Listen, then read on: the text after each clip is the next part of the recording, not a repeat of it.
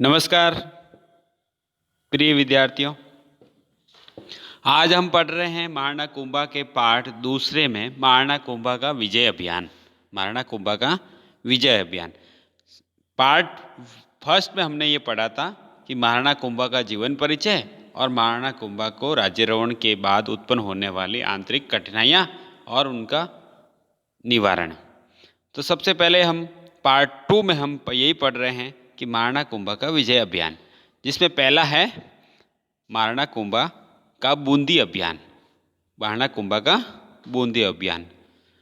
बूंदी के हाड़ा शासकों का मेवाड़ से तनावपूर्ण संबंध हो गया था।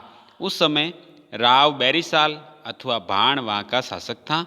उसने मांडलगुड़ दुर्ग सहित ऊपर माल के क्षेत्र पर अधिकार कर लिया था।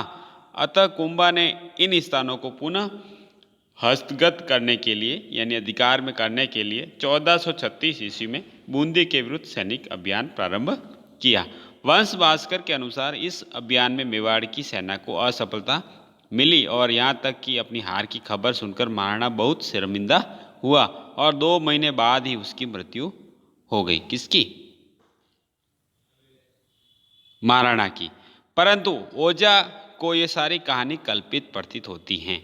कुंभा की मृत्यु बूंदी अभियान के 2 महीने बाद न होकर करीब 20 वर्ष बाद हुई और वह भी ग्लानि के कारण नहीं बल्कि उसके बड़े पुत्र उदय या उदय सिंह के कारण हुई। इसमें कोई शक नहीं कि जाजपुर के पास दोनों ही सेनाओं में गंभीर युद्ध हुआ, जिसमें बूंदी की हार हुई और भाण को पुनः मेवाड़ की अधीनता स्वीकार करनी पड़ी। मांडलगढ़, बिजोलिया, जाजपुर और पूर्वी पठारी क्षेत्र पर मेवाड़ राज्य का अधिकार हो गया या मेवाड़ राज्य में बूंदी का राज्य मिला लिया गया, है ना। तो इस अभियान के तहत हमें ये देखना है कि बूंदी में किस वंश के शासक थे? हाड़ा वंश के शासक थे। कौन थे? बैरिसाल अथवा भाण। सूर्यमिल मिश्रण के वंश भास्कर से ये पता चलता है कि बूंदी अभियान जो 1436 में हुआ उसमें महाराणा की हार हुई और उनकी मृत्यु हो गई। लेकिन ये कल्पित वर्णन है, सही वर्णन नहीं है, क्योंकि महाराणा की मृत्यु तो 20 वर्ष बाद हुई थी और वो भी मृत्यु का कारण उनके पुत्र उदय या उदय सिंह था। तो हमें ये देखना है कि जो इतिहासकार गौरीशंकर हीराचंद ओझा बताते हैं कि ऐसा नहीं हुआ था, जो सूर्यमल मिश्रण के वंश भास्कर से पता चलता है। यानी मेवाड़ राज्य द्वारा बूंदी के हाड़ा शासकों को पराजित कर दिया गया था और उन पे अधिकार कर लिया गया था। दूसरा, मेवाड़ के महाराणा कुंभा का गागरोन अभियान। इसी समय कुंभा ने मेवाड़ के दक्षिणी पूर्वी भाग में स्थित गागरोन दुर्ग वर्तमान में झालावाड़ के झालरापाटन में स्थित है, उस पर अधिकार कर लिया। ऐसा प्रतीत होता है कि यह दुर्ग 6 वर्ष उसके अधिकार में रहा। उसके बाद मेवाड़ और मालवा के बीच ये एक झगड़े का कारण हो गया, जिसका वर्णन मालवा के संबंध में दिया जा रहा है। यानी महाराणा कुंभा ने गागरोन पर भी अधिकार कर लिया और गागरोन को लेकर भी मेवाड़ का मालवा के साथ लगातार झगड़ा चलता रहा। अब है महाराणा कुंभा का सिरोही अभियान। तब सिरोही का शासक कौन था? सहसमल था। उसने भी मोकल की मृत्यु से उत्पन्न अव्यवस्था का लाभ उठा मेवाड़ राज्य की सीमा के अनेक गांवों पर अपना अधिकार कर लिया। महाराणा कुंभा ने उन्हें पुनः अपने अधिकार करने के लिए डोडिया नरसिंह के सेनापतित्व में सेनाएं भेजी।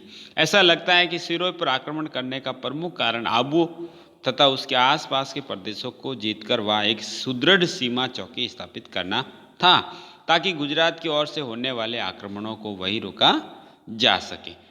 डोडिया नरसिंह ने, जो कुंभा का सेनापति था, जिसको महाराणा कुंभा ने सिरोही राज्य के राजा सहसमल के खिलाफ भेजा गया था, ने अचानक आक्रमण कर दिया। 1437 ईस्वी में आबू तथा सिरोही राज्य के कई हिस्सों को जीत लिया।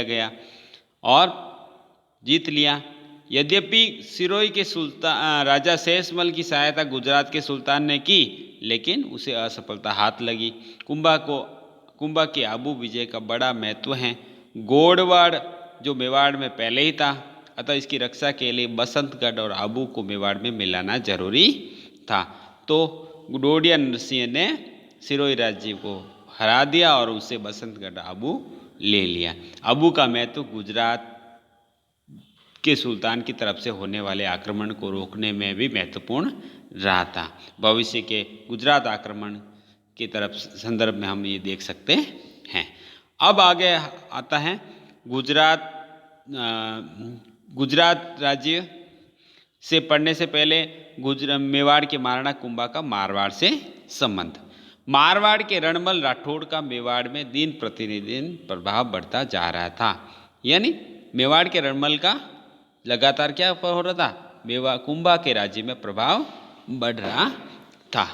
महाराणा कुंभा ने रणमल के प्रभाव को संतुलित करने के लिए मेवाड़ से गए हुए सामंतों को पुनः मेवाड़ में आश्रय देना शुरू किया, जिसमें महप्पा पवार और चाचा के पुत्र एका को भी समा कर दिया गया। यानी महप्पा पवार और चाचा के पुत्र एका जिनका मोकल की हत्या में हाथ था, उनको भी समा कर दिया और पुनः मेवाड़ में बुला लिया गया। राघव देव का बड़ा भाई चुंडा जो इस वक्त मालवा में था, वह भी मेवाड़ लौट आया। रणमल ने बहुत प्रयास किया कि मेवाड़ दरबार में उनका प्रवेश न हो, परंतु कुंभा ने धीरे धीरे रणमल के विरुद्ध ऐसा व्यूह रचना तैयार की जिसकी उसकी हत्या तक कर दी गई, यानी रणमल की हत्या कर दी गई। वही रणमल राठौड़ जिसने कुंभा के शुरुआती शासनकाल में उसकी बहुत अधिक सहायता कर उनके राज्य की रक्षा की थी, उसी रणमल राठौड़ की बाद में जब लगा कि प्रभाव बहुत बढ़ रहा है तो सिसोदिया सरदारों ने रणमल राठौड़ की हत्या कर दी। जो ही रणमल की हत्या के समाचार फैले, उसका पुत्र जोधा अन्य राठौड़ों के साथ मारवाड़ की तरफ भागा। तब चुंडा ने भागते हुए राठौड़ों पर आक्रमण किया। मारवाड़ की ख्यात के अनुसार जोधा के साथ 700 सवार थे और मारवाड़ पहुंचने तक केवल 7 ही शेष रहे।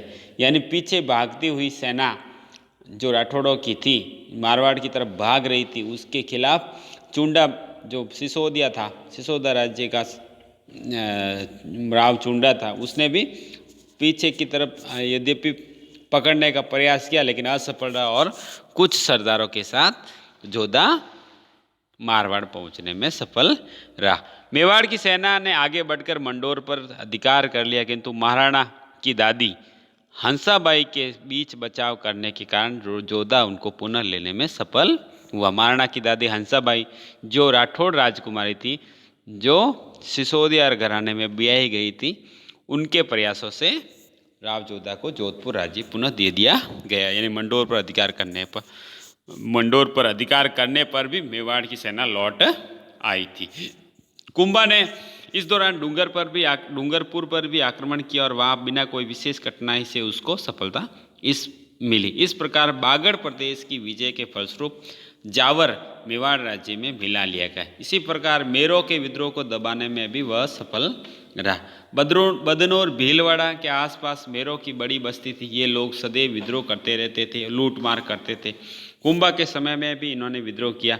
कुंभलगढ़ प्रशस्ति में ये उल्लेख है कि महाराणा कुंभा ने इसके विद्रोह बदनौर के मेरो के विद्रोह को दमन कर दिया और विद्रोही नेताओं को कड़ा दंड दिया ताकि वह उदंड नहीं कर सके मेर। इसके अलावा महाराणा कुंभा ने पूर्वी राजस्थान में भी अपने क्षेत्र का विस्तार, अपने राज्य का विस्तार किया। पूर्वी राजस्थान का भाग मुसलमानों की शक्ति का केंद्र बनता जा रहा था। बयाना भरतपुर और मेवात अलवर और भरतपुर का कुछ क्षेत्र कहलाता है। इनका राज्य बहुत पहले से ही हो चुका था। रणथंभौर की पराजय के बाद चौहानों के हाथ से यह क्षेत्र भी जाता रहा, है ना। चौहान जो पराजित हुए रणथंभौर में किसके द्वारा, 1301 ईस्वी में ये अलाउद्दीन खिलजी द्वारा। इस क्षेत्र को प्राप्त करने के लिए कछवार और मुस्लिम शासकों के अतिरिक्त मेवाड़ और मालवा के शासक भी प्रयत्नशील रहे। किसको, रणथंभौर पर अधिकार को लेकर। फरिश्ता के मत के अनुसार कुंभा ने इस क्षेत्र पर आक्रमण करके रणथंभौर पर अधिकार कर लिया था। साथ ही चाटसू वगैरह के भाग भी उसने जीत लिया था। इसके अलावा कुंभा की अन्य विजय, कुंभलगढ़ प्रशस्ति के अनुसार कुंभा ने कुछ अन्य नगरों को भी जीता था, जिसकी भौगोलिक स्थिति और नाम ज्ञात नहीं हो सके हैं। इसका कारण यह है कि स्थानीय नाम को संस्कृत में रूपांतरित करके इस प्रशस्ति में अंकित किया गया है, जैसे नारदीय नगर, वायसपुर आदि। इस तरह से अपने विजय के माध्यम से कुंभा ने मेवाड़ के लिए एक वैज्ञानिक सीमा निर्धारित की, जो आगे चलकर मेवाड़ के प्रभुत्व को बढ़ाने में सहायक सिद्ध हुई। अब हम देखते हैं महाराणा कुंभा का चित्र। तो इतिहास में विभिन्न चित्रकारों ने महाराणा कुंभा का इस तरह से चित्र बनाया है। तो महाराणा कुंभा का ये चित्र है। अगले वीडियो लेक्चर में हम पढ़ेंगे महाराणा कुंभा का मालवा और गुजरात के साथ संबंध।